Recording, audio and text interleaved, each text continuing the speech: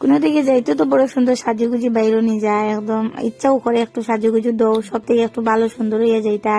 কিন্তু সব থেকে বড় কাজ হলো যে ঘরের মধ্যে আইয়া এই জিনিসটা গুলো, আর এই যে কুলতে সময় যে একটা ভূত মানে নিজরে লাগে, দেখতে এত হাসি লাগে নিজের আয়নার মধ্যে দেখলে।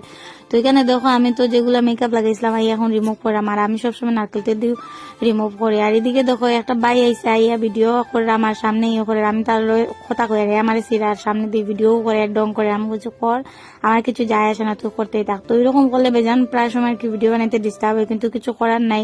আমার যেহেতু সিরেন, আর যারা যারা ভিডিও বানায় তোমরা তো সবাই জানবাই যে মানুষ কিরকম সিরায়, আর আমার কোনো ফরক পড়ে না, আমার এখান দিয়ে ঢুকে আর আরো কানে দিয়ে বাইরে যাই, আমার কোনো প্রবলেম নাই। আর প্রথম আমার একটু গায়ে লাগতো, এখন আমার গায়ে লাগে না। আমাকে যা যে তার মানুষ তো আসুন পিছনে কথা কইবা, তো কি আছে কথা কইতে থাকো, আমি আমার ভিডিও করতে থাকবো, আমার কোনো প্রবলেম নাই। আর তো ওইদিকে দেখো অয়েল আমি একদম নারিয়েল তেল দিয়ে সুন্দর করে দেখো মুখে একদম ক্লিন হলে তারপরে গিয়ে ফেস ওয়াশ করলাম, আর ফেস ওয়াশ করার পরে একদম নিজের একদম ফ্রেশ লাগবে। আর এখানে দেখো ঠান্ডাও লাগে, বাড়িতে আবার পরে তো ঠান্ডা লেগেছে, ঠান্ডার নাইটিটা মা যেটা মা আনছিল এটাও লাগাই দিছি আমি লাগাইয়া। আর এখন এত পরিমাণে ঠান্ডা পড়ছে যে সহ্য করার মতো না। আর এটা মানে নাইটি দিয়ে ঠান্ডাটা ঘুরেও না, তারপরেও পাওয়াত গুড়া থাকে করে একটু ঠান্ডা কম লাগে, জ্যাকেট লাগাইলে হয়ে যায়। তো এখন গিয়ে মুখ আর দিমু জানি না কিরকম দিমু, খুব ঠান্ডা লাগে।